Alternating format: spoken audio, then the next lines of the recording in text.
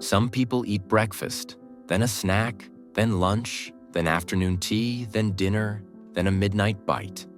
Then, snacking out of boredom, emotions, TV shows, or peer pressure. But there are also those who eat only once, in a single seated meal, and do not eat again, even when delicious food remains or someone warmly offers more.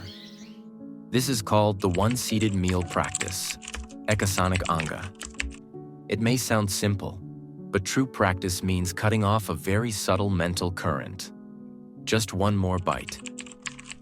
I was rushed earlier, I'll eat more now. They're offering kindly, I shouldn't refuse. Too tasty to waste. What seems like a small food choice is actually where refined forms of craving secretly dwell. The one who practices this eats only once and is fully present with each bite, each breath. Once they rise from the seat, the door to eating is shut for the day. Even if delicious food is offered later, even with sincere hospitality, they do not eat again. Because it is not about rejecting people, but about rejecting the return of craving. After a meal, lingering over food often leads to unwholesome states. Desire, regret, scheming, justification.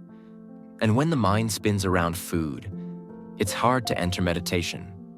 But if one eats only once, then truly lets go.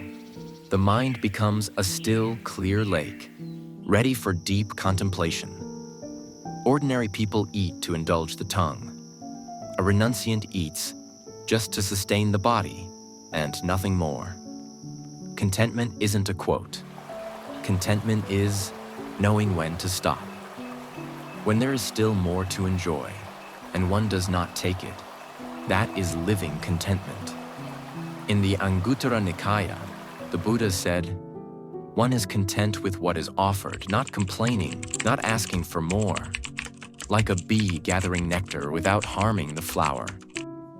One meal, enough to nourish the body.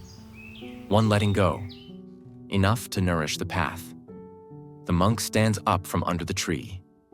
No turning back, no clinging. The day passes, like sunlight crossing a quiet forest, without leaving a trace. Only one seated meal a day. Sounds simple, but it is a subtle gate to freedom, where one clearly sees the tiniest thread of craving, binding body and mind, day by day.